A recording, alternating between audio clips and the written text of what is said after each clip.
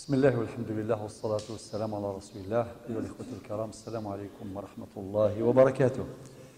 وقد الدرس 16 من دروس شرح المختصر الفقهي للشيخ خليل من باب وذكر فإن الذكرى تنفع المؤمنين.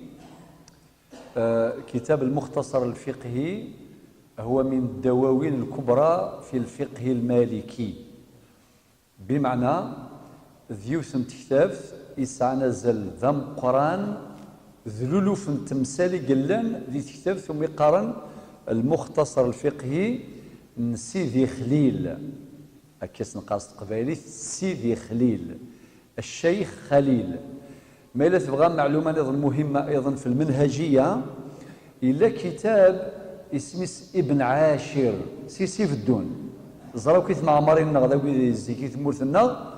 أما ذا يثمر في القبائل ما يثمر في الجزائر مرة صغارين ابن عاشر سيف الدون، خاطر ذيوث تكتاف في الفقه المالكي ولكن تسهل مليح سيف الدون الفقه. من بعد تغالن تكتاف شرح تكتاف ابن أبي زيد القيرواني اسمه الرسالة، ابن أبي زيد القيرواني اسمي الرسالة تجد نشرح لك كل 15 يوم من كتاب ربي سبحانه عز وجل. من بعد وين يكفانا وكتي كذاكي يروح هذه غار سيدي خليل المختصر الفقهي للشيخ خليل. إذا خلال السامي كتاب ربي الدرس في 16 السام أد المسلي في استقبال القبلة وما يتعلق به، يعني ما يتعلق بهذا الاستقبال. إذ مثلا تزرم القبلة ثم زورة الجنسلمن عند ذي المسجد الأقصى القدس الشريف تسينا إذ القبلة ثم زواروث جنس المن غادي تزالان يظن عليه الصلاة والسلام الصحابة غادينا. من بعد يكتب ربي سبحانه أثن تفاصيل موجودة في سورة البقرة. المدين ربي سبحانه فولي وجهك شطر المسجد الحرام، يعني لا يجي ساد في سورة البقرة الآية 149. المعنى يس ربي سبحانه يفكد الأمر ينسل من مرة باش ما ظلن أذرن القفلة شطرة إذا عرفت معناه الناحية، معناه الجهة، يعني مثل كلمة ظلن أتقفلهم والقفلة استوجهم القفلة. ذا شو ذي القبلة يسد الأمر الرباني في جنيتيد ذي المسجد الحرام، يعني ذي مكة المكرمة. والله يبارك في كذا المساجد التي لا تشد الرحال إلا إليها كما ورد في الحديث الصحيح عن النبي عليه الصلاة والسلام لا تشد الرحال إلا إلى 3 مساجد: المسجد الحرام يعني ذي مكة المكرمة، ومسجدي هذا يعني يقصد المسجد النبوي، والمسجد الأقصى. وربي في كيس من الفضل ذا قرآن وين يظل يثم ظل في مكة في المسجد الحرام أماكن يظل 100,000 عند النظام ما يظل في المسجد النبوي في المدينة المنورة يثم ظل أماكن يظل 1000 تظل عند النظام ذي الأجر ما يظل يثم ظل يعني ذي المسجد الأقصى الجريح ذي المسجد الأقصى ذي فلسطين أماكن يظل 500 عند النظام. الوقيد يقصد النبي عليه الصلاة والسلام لا تشد الرحال إلا إلى 3 مساجد، والنبي عليه الصلاة والسلام بين فضلها من خلال عبادة الصلاة، والصلاة عماد الدين. ربي سبحانه فولي وجهك شطر المسجد الحرام ذي الآية 149. ولكن ثلاث الآية يظن فأينما تولوا فثم وجه الله. ثقل ليا تسد في سورة البقرة الآية 115 فأينما تولوا فثم وجه الله. يا الله ثوري ولي لقى زال القبلة إما إلا وري زرارة فرما الجوا مع الزران ذيك خام نغم الزران إما إلا يولي هذه الخلا نغير لا ذكذرار ثاغوث الهواء صمير وري زرارة أمشي على يخدم هذه مشتي لا يجي أندث الرضي إلى ربي أندث اليوم. والحمد لله ثقي ذي النعمة وذي التيسير سي ربي سبحانه عز وجل. أماكن غدينا في سورة البقرة الآية 185 يريد الله بكم اليسر ولا يريد بكم العسر. لذلك علماؤنا نند أنواع القبلة تصيقلان سيسنت قبلة عيان وقطع وقي خاصة بأهل مكة، قبلة اجتهاد، قبلة اجتهاد لمن كان خارج مكة. فولا ممكن إذا قلق ذاكي اجتهاد ولا دينين يعني اكزاكت بالضبط، لا ليس مطلوبا، ماشي اوبليجي نستقبل عين الكعبة، لا. وقاذي دينا تندير المسجد الحرام يكشم تواض الكعبة زدافيك دينا وخدمة لنا بيبيري مباشرة لازم تستقبل عين الكعبة، عين الكعبة. وثوالم الحمد لله ذينا يسهل الكعبة تنزداتيك أندث نظام هذا السطحني هذا الطبقة الأول برمير إيطاج هذا ويسينا ما ويستثى يفان السوالة. ومما السكان يعني وقاعد يزدغن دي مكة كذلك يستقبلون، يسهلوا استقبال عين الكعبة. ويتسع الأمر كلما ابتعد الإنسان عن المسجد الحرام. يزمر دي اليونسي الجيران يزدغن دي ريف الكعبة، ريف المسجد الحرام. هذه لك في اسطح يعني ذي راد دالينس ديوالي اسكو بالكون ديوالي تبان، ولكن كنيفع بنادم ذينا نكشم دي دائرة الاجتهاد. لذلك كان هذا العلماء من كان خارج مكة شو القبلين اسمس قبلة اجتهاد نكوي ثورق لا خارج مكة نبعاد صافي وين لان ذين يستقبل عينها السوالي نتساث مباشرة. ولما لانت الحواجز هذه لا حيوض غير بطوس كان كذا لا حرج، المهم يستقبل عينها خطر ذين قلا. ولكن ما إلا خارج مكة ذين اسمس قبلة اجتهاد مثلنا تماما. ولكن سمحتي الأمر أشار إليه. وطبعا كان قبلة اسمس قبلة بدل، إلا ما يقارن قبلة بدل لمن كان في سفر، وقبلة تخيير لمن كان في حيرة، يعني تصل تفاصيل سأذكر أهمها في لقاء اليوم. يبدأ صاحب المختصر الفقهي تحت هذا الفصل في استقبال القبلة وما يتعلق به. ومع الأمن استقبال عين الكعبة لمن بمكة. واضح، استقبال عين الكعبة، الكعبة هذه هي القبلة التي لا بد أن يتوجه إليها الإنسان إذا كان هناك إناد لمن بمكة، يعني من كان بمكة فإن شق ففي الاجتهاد نظر إلى آخره. كل هذه الأحكام ذكرها، وإلا فالأظهر جهتها اجتهادا. شو المعنى يس؟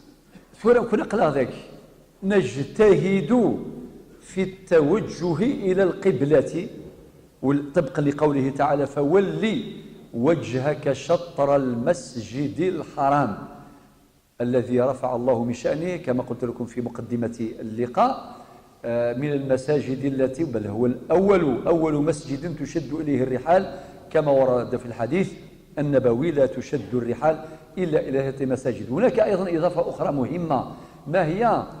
أن المسجد الحرام هو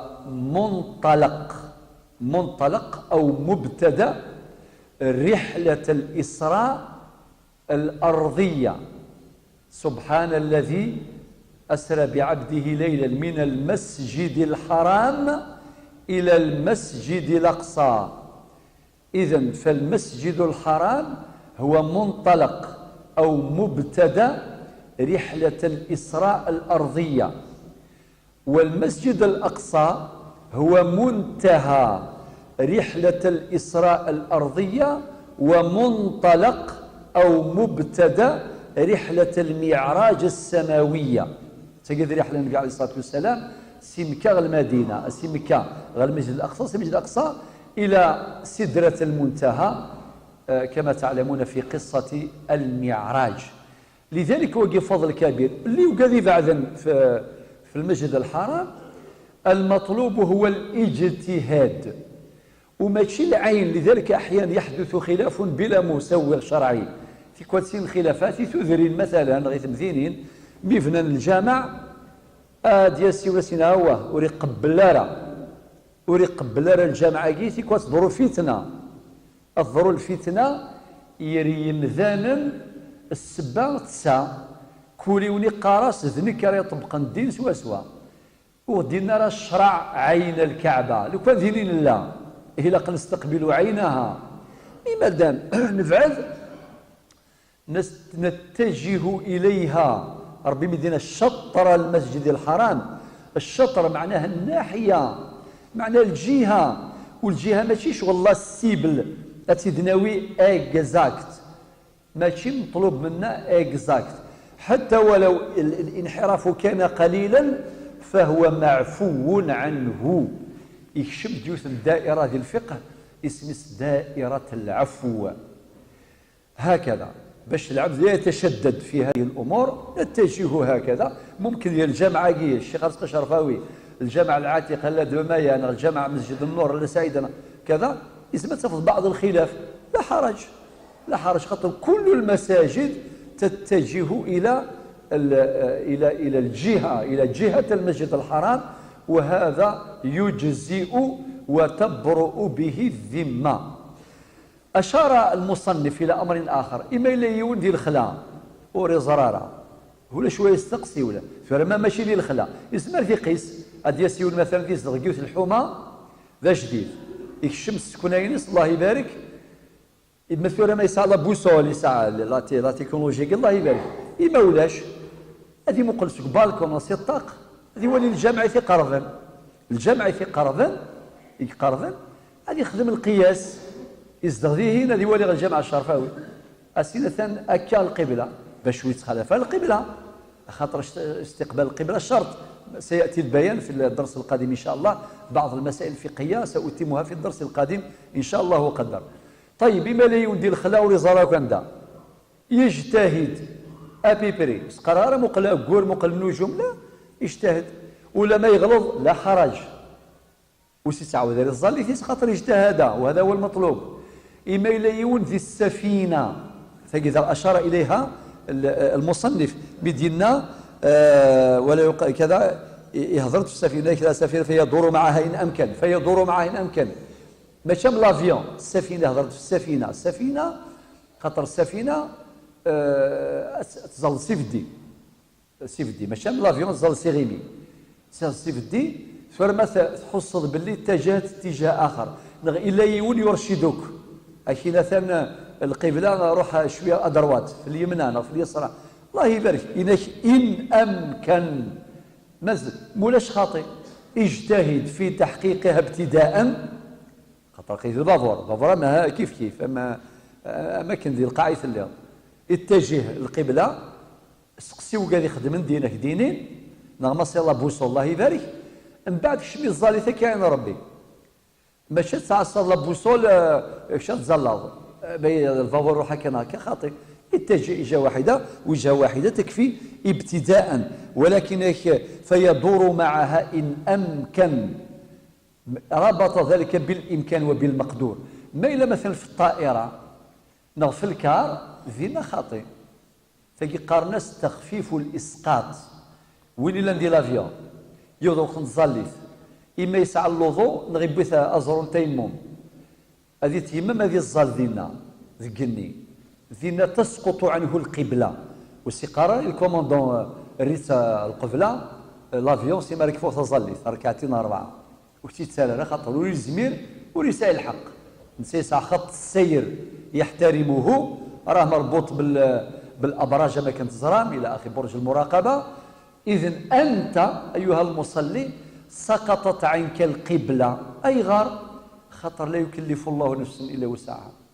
قالك دي لافيون الزل سيغيمي والزرام ما كتزال وقال لي الزرام استغيميت السينما كل شويه كيفانا يلا نغوين الا ذا موظين خدم السيروم الى اخره ماشي غير القبله كرا ماشي اوبليجي هذه الزال غير القبله ولا الوكا اللي جان تزاليت اخاطر كيقارو زعما هذا اللوظو اخاطر زعما غير القبله وزعما ثلان كذا موظين وكذا طيب اللوظو يسعى لرد السكور يسعى طهاره البدل التيمم أزرار مشطوح يكفي. وما في القبلة إن سقطت عنك القبلة، لماذا؟ خطر الشريعة واش قال رب سبحانه في القرآن في سورة النساء في الآية 28: إن يريد الله أن يخفف عنكم وخلق الإنسان ضعيفا. ربي يبغى أن يستخفف اللون وبنادم ذي العبد الضعيف. من بعد الفقهاء جبدوا ديال العنوان يسمي التخفيفات. ناندو مقارن تخفيف الإبدال والزميضار الوضوء إلا وزرو تيمم، هذا فتيمم ساعة طيبة. إلا مقارن تخفيف التقديم أمين صلاة السفر القصر، هذه الظل العصر ديال وقت طهور ثورة ما يلوم دا مسافر، هذه الظل يذن طهور من بعد الظل العصر ثورة، هذه الظل ركعتين جمع تقديم. إلا مقارن تخفيف يعني التأخير. إلا مقارن تخفيف الإسقاط. أشو مع تخفيف الإسقاط؟ أمثقي تسقط القبلة إما عن المسافر بالطائرة مثلا، أو عن المريض، أو عن العاجز عن الاجتهاد وزرارة عند الله. هذا كله يدخل في باب التخفيف. يريد الله أن يخفف عنكم وخلق الإنسان ضعيفا. والحديث بقي إن شاء الله. والسلام عليكم ورحمة الله.